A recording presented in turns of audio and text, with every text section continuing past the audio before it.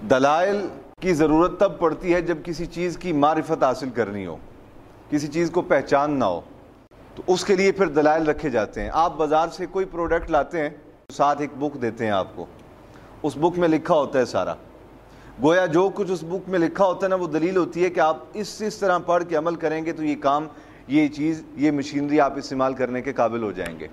لیکن جب آپ مشین کے ساتھ تعلق قائم کر لیتے ہیں، اس کو جان جاتے ہیں، پہچان جاتے ہیں کہ کس طرح آن ہونا ہے، کس طرح آف ہونا ہے، اس سے کیسے نفع حاصل کرنا ہے، تو پھر آپ کو کتاب کی ضرورت ہے۔ کیوں؟ اس لیے کہ کتاب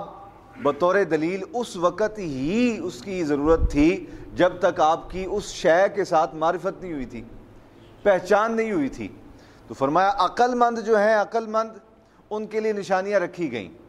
تاکہ وہ پہچان لیں، اور جب وہ پہچان کے ایمان کامل کر لیں اپنا، تو پھر ان کی شان یہ ہے کہ الذین یؤمنون بالغیب، وہ پھر بغیر دلیل کے اپنے رب کو مانتے ہیں، بغیر دلیل کے۔ جب میں نے سورہ بقرہ پڑھائی تھی تو مجھے کسی ساتھی نے سوال کیا تھا، مجھے آج بھی یاد ہے،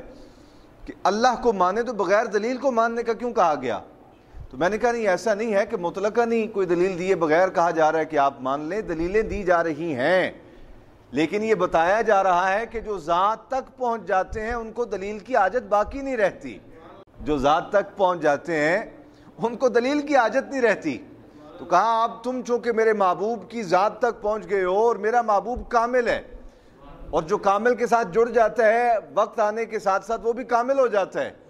تو فرمایا میرے محبوب کی ذات تمہارے درمیان موجود ہے، تم ان سے جڑے رہو، ان کے ساتھ جڑنے کی وجہ سے، عشق، محبت اور وفا کی وجہ سے تم بھی کامل ہو جاؤ گے، اور جب تم میرے محبوب کے رنگ میں رنگے جاؤ گے تو پھر تمہاری شان اور بقیہ لوگوں کی شان میں اتنا فرق ہوگا کہ تم ان لوگوں میں شامل ہو جاؤ گے جو کامل ہوں گے، جن کی ذات تک معرفت اور پہچان ہوگی، وہ بغیر دلیل کے اپنے رب کو مان لیں گے۔ اس لیے تمہاری ایک کمال صفت بیان کر دی گئی کہ الذین یؤمنون بالغیب، مومن اس ذات کو کہا جاتا ہے جو اپنے خدا اور مصطفیٰ کو مانے، بغیر دلیل کے مانے۔ لیکن ایسا نہیں معاذ اللہ کہ کوئی اس سے یہ اعتراض کرے کہ دیکھو جی اسلام تو جو ہے وہ تو آنکھیں بند کرنا سکھاتا ہے کہ آپ آنکھیں بند کر لیں، آپ کو نہیں غرض ہونی چاہیے کہ آگے کیا ہے کیا نہیں، روشنی ہے، اندھیرا ہے، راستہ صاف ہے، کھڈے ہیں، گڑھے ہیں، اسلام تو بس کہتا ہے پٹی باندھ دی جائے آنکھوں پہ۔ نہ، اسلام پٹی نہیں باندھتا، اسلام آنکھیں کھولتا ہے، شعور کی دولت دیتا ہے، علم کی دولت دیتا ہے، بلکہ یہ ہمارا ہی دین ہے کہ جس دین کو عطا کرنے والی ذات سید عالم جان کائنات صلی اللہ علیہ وسلم نے علم کو نور قرار دیا ہے، تو یہ ہمارا ہی دین ہے جو آنکھیں کھولتا ہے، شعور عطا کرتا ہے، لیکن شعور میں اور شعور میں فرق ہوتا ہے، اور بیلیوں سمجھ آئیے کہ نہیں؟ شعور میں اور شعور میں فرق ہوتا ہے۔ اسلام شعور ضرور عطا کرتا ہے لیکن شعور کی اجازت نہیں دیتا، اس لیے کہ جو بے ڈھنگے ہوتے ہیں وہ شور کرتے ہیں، نکارہ ہوتے ہیں شور کرتے ہیں، ان کے پرزے خراب ہوتے ہیں وہ شور کرتے ہیں، اور جو چیز اچھی ہو، کامل ہو، صاف ستھری ہو، نئی ہو، مکمل ہو، وہ شعور نہیں کرتی، وہ کام کرتی ہے۔ کہا تم شعور حاصل کرو،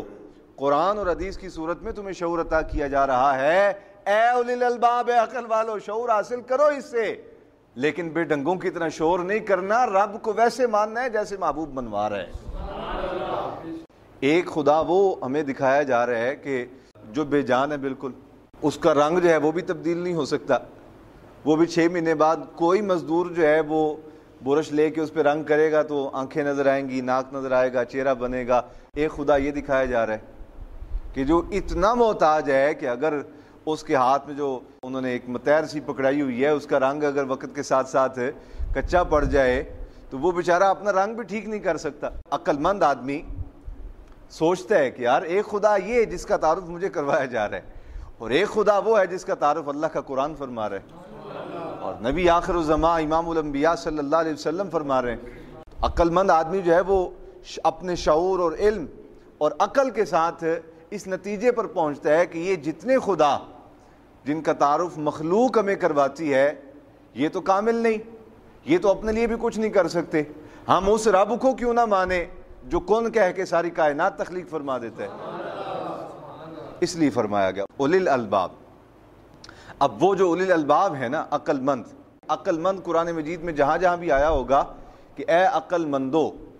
اچھا دونوں ایک اور چیز ہے، ایک ہے اللہ فرما رہا ہے اولی الالباب،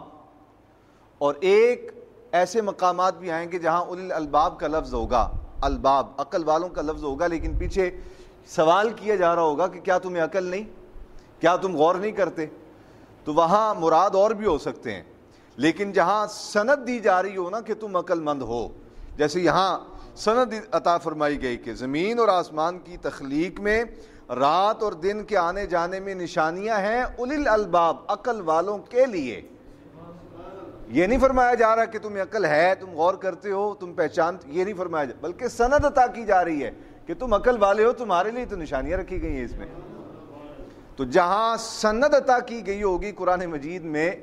اولی الالباب کہہ کر، عقل والا کہہ کر، عقل مند ہونے کی اللہ رب العالمین نے سند عطا فرمائی ہوگی، وہاں ذات صرف مسلمان اور مومن کی مراد ہوگی، کافر اور منافق اس کیٹیگری سے آٹومیٹکلی نکل جائیں گے۔